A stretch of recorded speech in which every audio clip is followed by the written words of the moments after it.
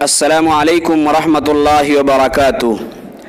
General news India के नाज़रीन और सामिईन, अभी कुछ दिनों पहले आपने देखा होगा कि मध्य प्रदेश के इंदौर में किस तरह एक चूड़ी बेचने वाले मुस्लिम नौजवान की लोगों ने पिटाई की थी और साथ ही साथ ये धमकी भी दी थी कि कोई मुसलमान हमारे मोहल्ले में कुछ बेचने के लिए नहीं आ सकता है।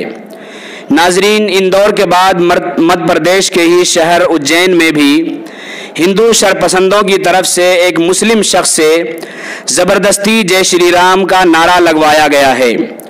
सोशल मीडिया पर वायरल हो रही एक वीडियो में कुछ लोग एक मुस्लिम शख्स से ज़बरदस्ती जय श्री राम का नारा लगाने को कह रहे हैं और जब तक वो ये नारा नहीं लगा देता उस बेचारे की जान नहीं बचती है।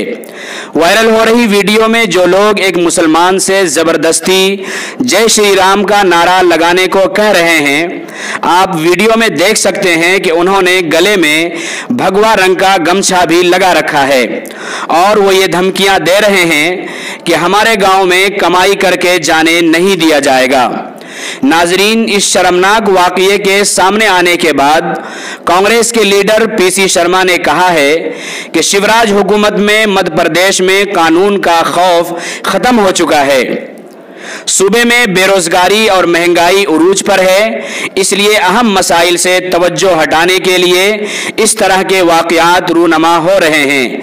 जबकि वहां के एसपी सतेंद्र कुमार ने इस तरह के वाकयात के बाद लोगों से सब्र व तहम्मुल की अपील की है।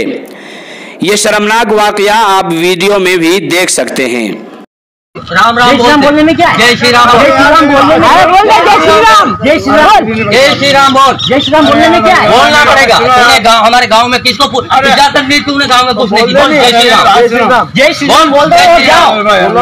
जय श्री राम, मेरी बात सुन। जय श्री राम, मेरी बात सुन। हिंदू संगठन बोल जय श्री राम, बोल जय श्री राम। जय श्री राम बोलने में क्या है? बोलना नहीं बोले।